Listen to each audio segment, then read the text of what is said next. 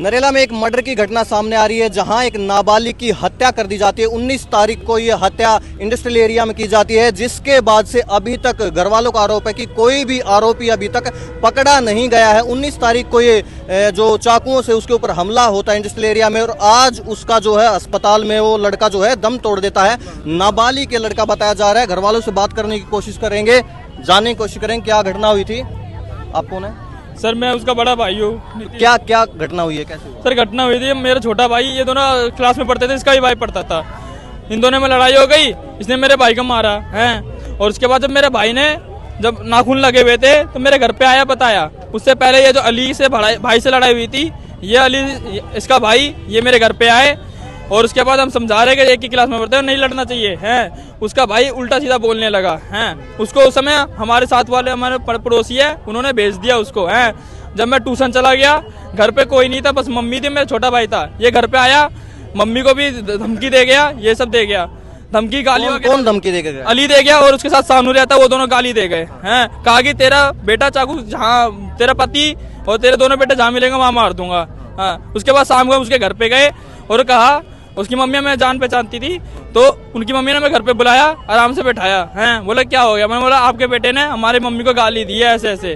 तो उसकी मम्मी ने बोला ठीक है मैं फोन करती हूँ, आएगा। उसका बेटा नशे की हालत में आया, साथ में एक लड़का था, सनी आया, सानू आया, ये तीनों आए हैं। और उसके बाद ये कह रहे हैं, अली कह रहा है हाँ मैंने दिया, क्या कर लेगा गाली। उसी बात में अमित ने उसको मारना चालू, मैंने मेरे घर पे आके तो मेरी मम्मी को गाली दे के जाएगा। उसके बाद अमित आपके भाई जिसका हत्या हुई है, उसने उस आरोपी को जिसके ऊपर आप उसको थप्पड़ मारा, हाँ मारा था, कहा था कि तू मेरे घर पे आके गाली देगा।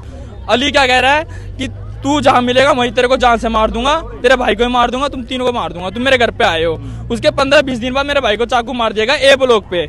हाँ, पुलिस को कार्यवाही कहा गया, लेकिन पुलिस आई और उसके बाद नाम लिखे, उस रात को ले गई है, लेकिन अगले दिन छोड़ गई। वे अभी भी घूम रहे हैं ऐसे ही। अच्छा, तो जिसने चाकू मारा वो घूम रहे हैं? वो घूम रहे हैं अभी भी। कल रात को देगा, मैं हॉस्पिटल में था 4 दिन से, हॉस्पिटल से यहाँ पे आया, वो आग ताप रहा है आराम से, बताओ। तो ये जो अभी जो इनकी जान गई है, ये आज गई है हॉस्पिटल में? हाँ, नहीं कल रात गई थी 11:30 बजे, और आज एम्बुलेंस से लेकर आए हैं। इनकी पोस्टमार्टम भी हुई है। ये हमारे साथ कुछ और लोग भी हैं। रोहित भाई क्या कहना चाहोगे नरेला में घटना हुई? भाई ये बड़ी ही शर्मनाक और दुखद घटना है, क्योंकि एक जवान बच्चे की सरेआम दिन दहाड़े सड़क पर हत्या कर दी जाती है। और जो संदिग्ध हैं चैलेंज करके, और जिनका इनको पता है कि किसने करा है, क्योंकि ये घटनाक्रम 4-5 दिन से रोजाना इनके घर पे वे धमकी देने आते थे, उसका पता है किसने करा है। उसको पुलिस ने आइडेंटिफाई कर रखा है, पकड़ के दोबारा छोड़ दिया। ये गरीब आदमी है, ये यूपी बिहार के हैं, तो इनकी जान की कोई कीमत नहीं है क्या? ये दिल्ली है, अगर यहाँ पे कोई लोकल आदमी के साथ ऐसे हो रहा होता तो पूरा प्रशासन हिल जाता। ये बेचारे गरीब आदमी है, बाहर के रहने वाले हैं, तो इन पे कोई कार्रवाई नहीं होगी। ये बिल्कुल बर्दाश्त नहीं होगा। और यहाँ पर हम जो हरिश्चंद्र रेड लाइट है, यहाँ पर खड़े हैं, और जब तक उन दोषियों को पकड़ा नहीं जाएगा हम यहाँ से नहीं लेंगे, चाहे हमारी लाठियां मार दी जाए, चाहे हमारी गोलियां मार दी जाए। दिल्ली पुलिस मुर्दाबाद।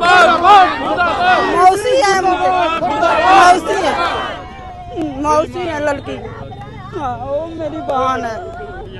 कोई इंसाफ नहीं मिल रहा है भाई साहब, बहुत बुरा हाल।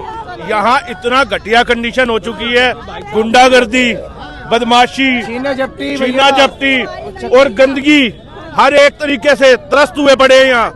मैंने, हालांकि मैं बीजेपी का सपोर्टर हूँ, ये देखो मेरे अभी थोड़ी देर पहले वर्ल्ड क्या दिया मैंने पोस्ट के ऊपर, बता दो कि भैया इतने बुरे हालात हैं, मुझे शर्म आती है, मैं बीजेपी का कार्यकर्ता रहा हूँ। अरे ये हालात के लिए कोई नहीं सुनवाई भाई, सफाई के लिए बहुत बुरा कॉलोनी भाई नहीं है भाई साहब।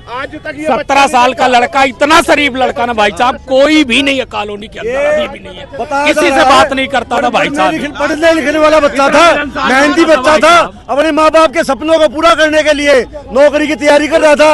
सुबह स्कूल जाता था, कोचिंग लेता था, शाम को बेचारा फैक्ट्री में नौकरी करता था।